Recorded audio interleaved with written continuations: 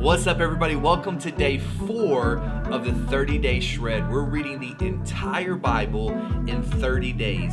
Let's get to it.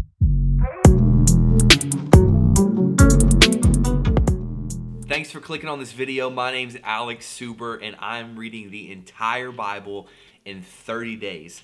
Today, we read Numbers chapter 1 to Numbers chapter 31. And if you're wondering, the book of Numbers is called the book of Numbers because there are a lot of numbers. Very creative, but it's kind of a hard book to read. These last two books, Leviticus, Numbers, can be very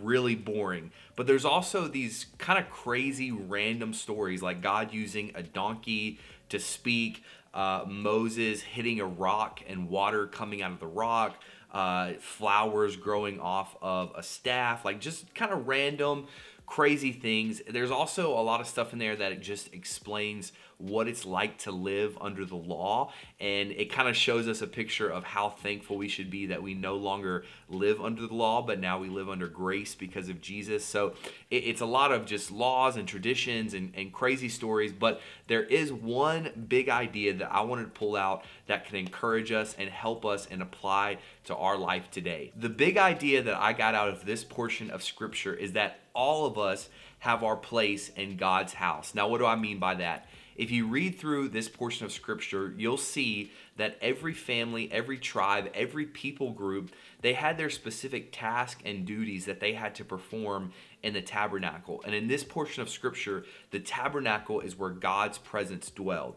Now, we know that today, His presence is everywhere. God's presence is everywhere. It's not contained to one place. But there's still this principle of us belonging to God's house, of us belonging to the church, the capital C church, not the church that we attend on Sunday, but the church that's all over the world. And that we all have a place in that church. So no matter where you're from, no matter what background you're from, no matter what your family's like, no matter what your history is, we all have a part to play in coming into God's house. And so if you've ever felt like you're an outcast or you don't have something to bring, that your gifts or your talents aren't good enough, I just want to encourage you that you have a part to play, that God has a destiny for you, He has a purpose for you, and you can bring those gifts, those talents, you can bring your life to Him, and He can use it for His glory. Thanks again for watching this video. I'm doing these videos every day for 30 days as we read through the entire Bible. As always, if you wouldn't mind liking this video, subscribing to the channel,